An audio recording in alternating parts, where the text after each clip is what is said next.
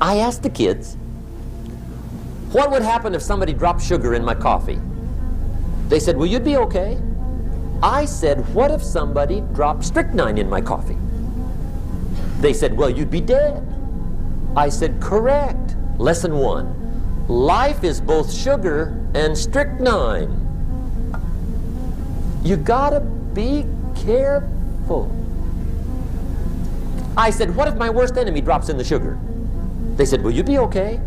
I said, what if my best friend, even by accident, drops in the strychnine? They said, well, you'd be dead. I said, correct. Lesson 2, watch your coffee. You got to be careful. See, it doesn't matter who hands you the bad stuff. It doesn't matter where you get the bad stuff. It'll still do its damage on your bank account, wherever you get it. Mr. Schoaf gave me one of the greatest phrases when I first met him when he said, Jim, every day stand guard at the door of your mind.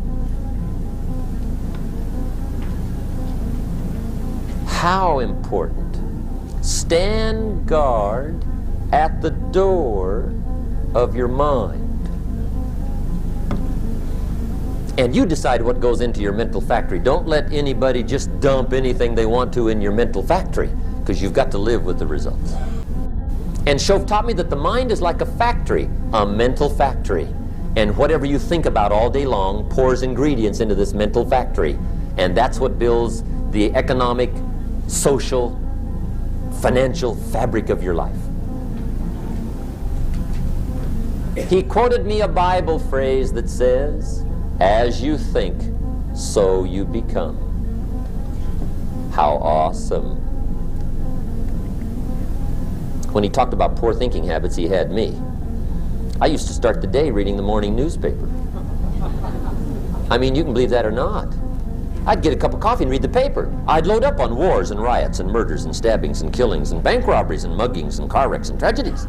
I'd even read the back pages. I seem to like that stuff for some weird reason. I'd load up on all that, and then I'd start the day. You can imagine the kind of days I used to have. You walk around on your financial knees. They call you economic peewee. The guy says, I want to be a great leader. Wonderful. The first thing we do is follow him to his house. When we get there, we walk in and check his library, number 1. Somebody says, well, why check his library? The reason is because what a man reads pours massive ingredients into his mental factory, and the fabric of his life is built from those ingredients. You would not believe what some people have got in their house to read. You would not believe. One of the best dressed up words I know for a lot of it is trash. Can you imagine dumping a barrel of trash into this mental factory every day and coming out with a rich, dynamic, positive life? It can't be done. You might as well try making a cake with cement.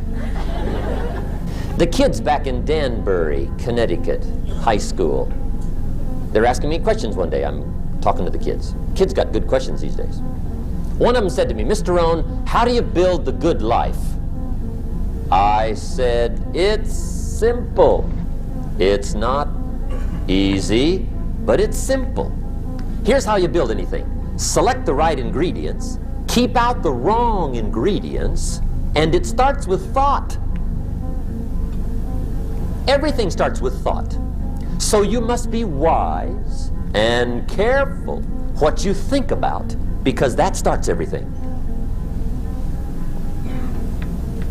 You got to be wise and careful.